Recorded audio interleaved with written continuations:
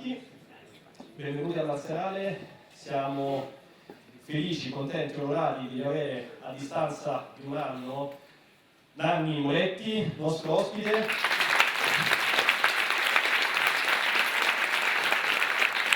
Nanni lo scorso anno era qui da noi per presentare la versione restaurata della Cineteca Nazionale di Palomella Rossa, ritorna questa sera e ne siamo veramente felici perché il tour che sta facendo in questi giorni è veramente lunghissimo. Siamo veramente felici per queste due occasioni che ci dà per presentare appunto il tuo nuovo film Santiago Italia. Torni a distanza di un po' di anni al cinema del reale, al documentario, a tanti anni dalla cosa, per raccontare una storia sicuramente cilena ma soprattutto una storia molto molto italiana. Allora, non ci sarà dibattito dopo. Il film nella sua semplicità è molto chiaro.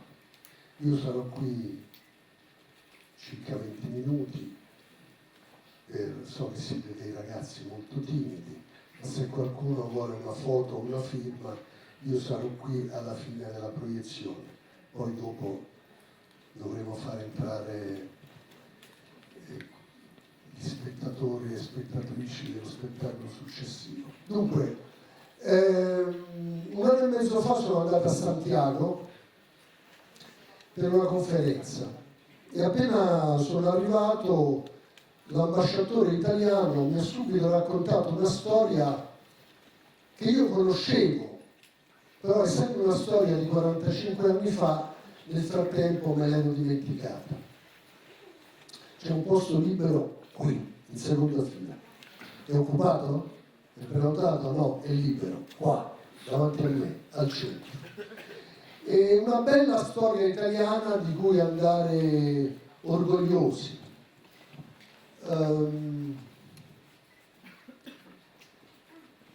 In quegli anni, sto parlando veramente di tanti anni fa, all'inizio degli anni 70, dall'Italia si guardava con molto interesse alle vicende del Cile.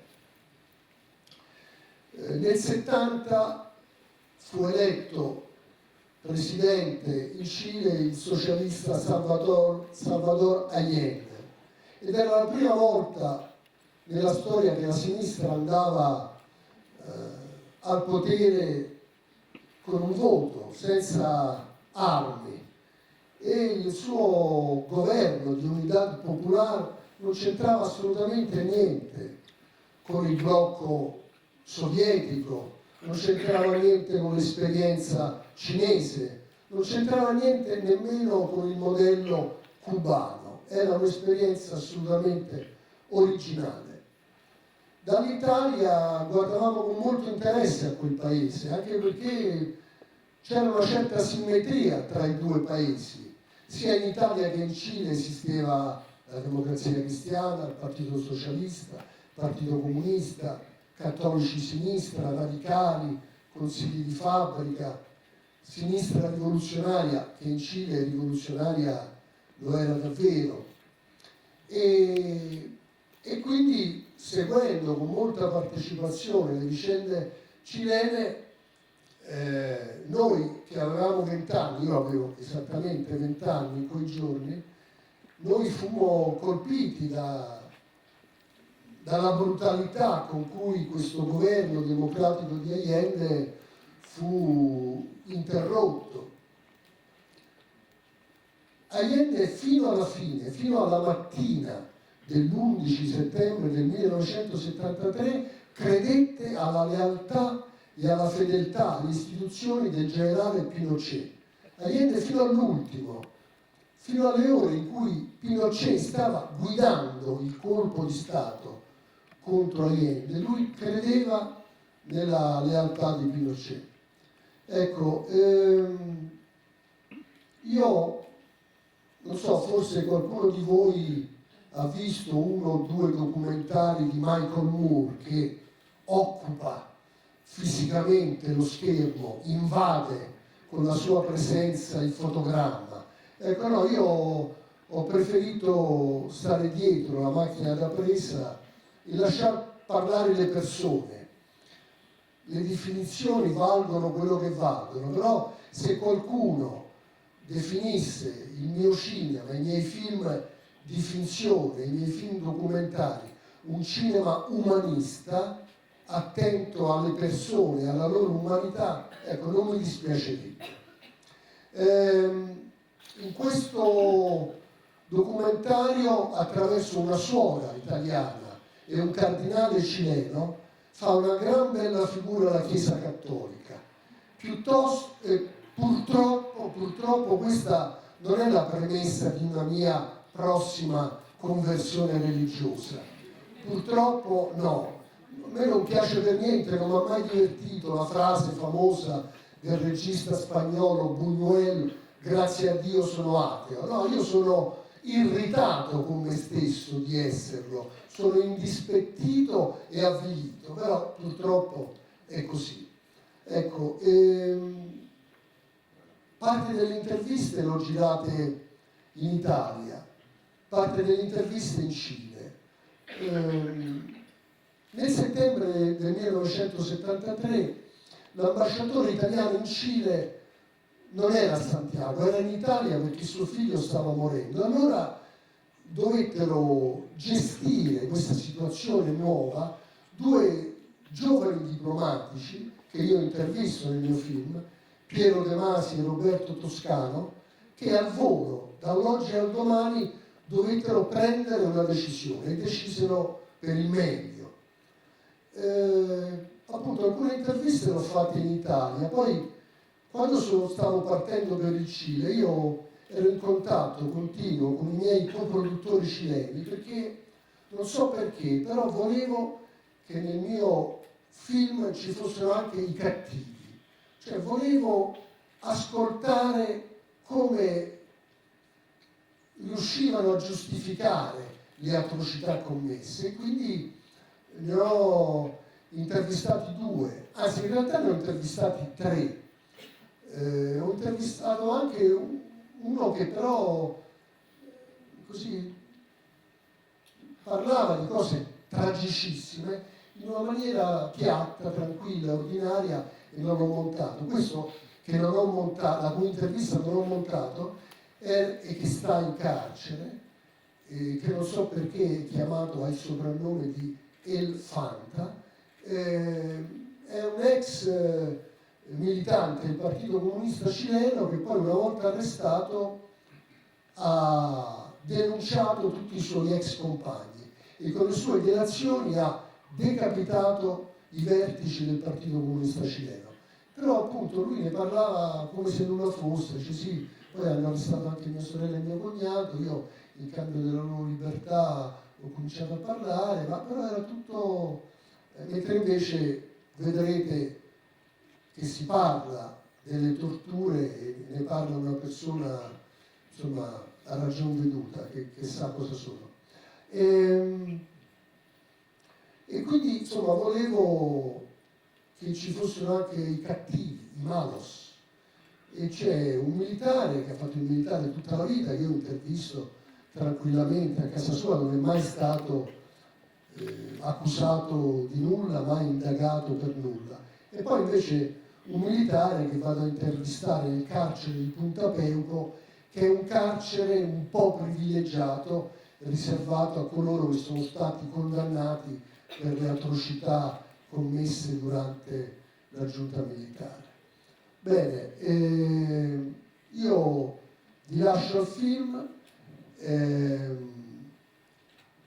appunto, se qualcuno così vuole una film o una foto per 20-25 minuti, sarò qui tra un'ora e 20. Sono contento.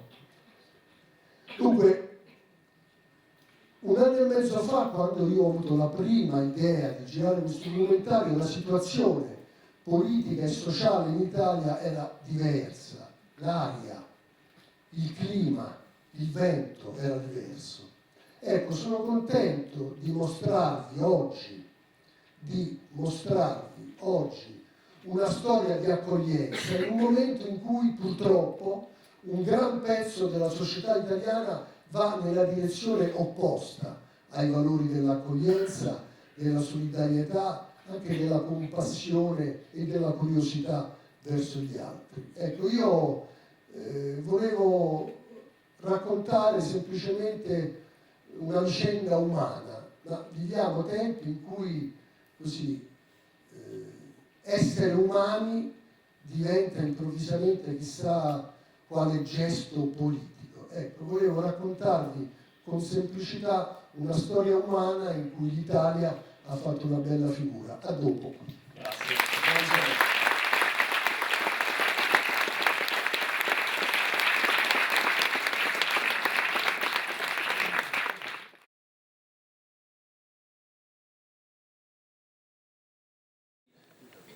Benvenuti all'Arsenale, naturalmente qualcuno ancora prende posto. Siamo particolarmente contenti stasera, a distanza di un anno, di un meraviglioso ritorno, e siamo contenti di riospitare qui da noi all'Arsenale Nanni Moretti, a distanza di un anno dall'incontro che abbiamo tenuto su Palombella Rossa, sul restauro di Palombella Rossa fatto assieme in collaborazione con la Cineteca Nazionale. E torna questa sera non per un film di finzione, torna dopo un po' di anni a raccontare una storia attraverso il cinema del reale, cioè attraverso il documentario, una storia, dicevo prima, sicuramente cilena, come si legge dal titolo, ma soprattutto una storia fortemente, profondamente italiana. Chiudete le tende. Allora, grazie di essere qui. Un anno e mezzo fa sono andato a Santiago, io viaggio pochissimo, mi invitano un po' dappertutto, però io sbagliando dico quasi sempre di no. Un anno e mezzo fa mi hanno invitato a Santiago per una conferenza, ci sono andato e l'ambasciatore italiano mi ha raccontato una bella storia italiana di cui andare fieri, che io conoscevo 45 anni fa, ma nel frattempo l'avevo dimenticata. C'è un posto libero qui al centro, in seconda fila, accanto alla signora che sta digitando sul cellulare.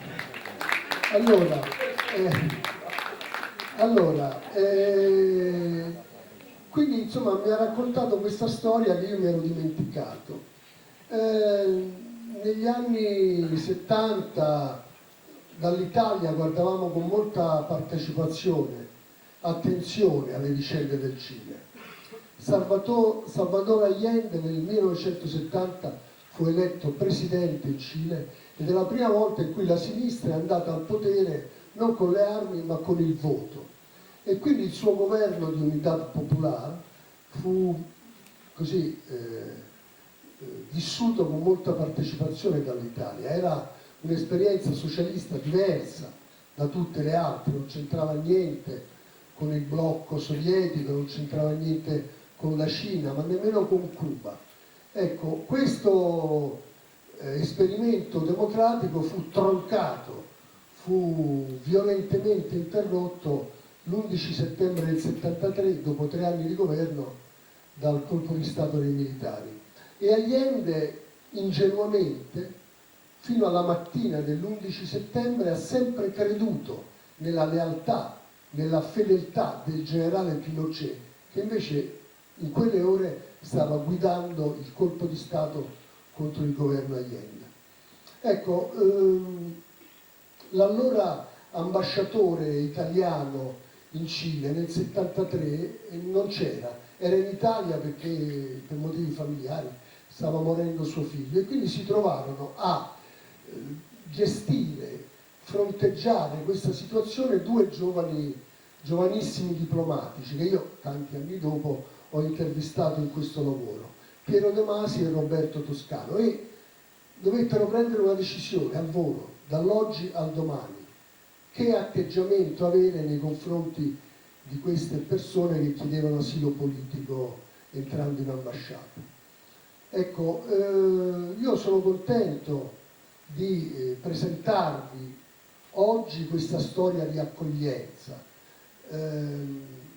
Un anno e mezzo fa, quando per la prima volta mi è venuto in mente di girare questo film, la situazione politica, sociale in Italia era un po' diversa. ora il vento, l'aria è cambiata, ecco, quindi sono contento di presentarvi ora questa storia di accoglienza in un momento in cui un gran pezzo della società purtroppo va nella direzione contraria ai valori dell'accoglienza, della solidarietà, anche della compassione e curiosità verso gli altri. E nel film, attraverso una suora italiana e un cardinale cileno, la Chiesa fa una gran bella figura. Questa purtroppo non è la premessa di una mia prossima conversione religiosa, purtroppo no. Non mi ha mai divertito, non mi è mai piaciuta la famosa frase del regista spagnolo Buñuel: grazie a Dio sono ateo. No, io sono incavolato nero di esserlo, sono indispettito, irritato con me stesso e avvilito, però purtroppo è così. Ecco, io non volevo, insomma, il Cile fu importante, vi dicevo, per l'Italia, per esempio, subito dopo il golpe, nei giorni successivi, Enrico Berlinguer propose il compromesso storico, cioè un accordo tra le principali forze democratiche, questo proprio in reazione al trauma del colpo di Stato da parte di Pinochet. Però io ho preferito non intervistare storici, studiosi, esperti, ho preferito intervistare persone che c'erano, che in quell'11 settembre di tanti anni fa avevano 30, 20 anni, anche 7 anni, come una giornalista che si ricorda benissimo di lei di 7 anni quel giorno dell'11 settembre. Ecco, io non volevo fare un documentario schematicamente militante, non so perché da un certo momento in poi mi ero fissato che volevo ci fossero anche i cattivi, i malos. Volevo farmi raccontare come giustificavano le atrocità che hanno commesso durante il regime militare, che è durato molto tempo, molto più che in Argentina. Dal settembre del 73 poi la democrazia è tornata all'inizio del 1990. E quindi volevo che ci fossero anche dei militari. Allora l'ho intervistato uno a casa sua tranquillamente, perché non è mai stato accusato di nulla, e un altro in carcere, dove lui è perché è stato condannato. E questo è un carcere un po' privilegiato per persone che sono state condannate per le atrocità fatte durante il regime militare. Ecco, io non so, forse qualcuno di voi avrà visto 1 o 2 film di Michael Moore che invade lo schermo con la sua presenza. Nei suoi documentari lui occupa militarmente il fotogramma con il suo corpo. Ecco, io ho preferito stare dietro la macchina da presa, casomai sollecitare ogni tanto gli intervistati con qualche domanda. Niente, io volevo raccontare con semplicità una vicenda umana, ecco. Viviamo tempi talmente strani per cui così raccontare una storia umana automaticamente diventa chissà quale gesto politico. Comunque io vi auguro una buona serata e a presto. Arrivederci.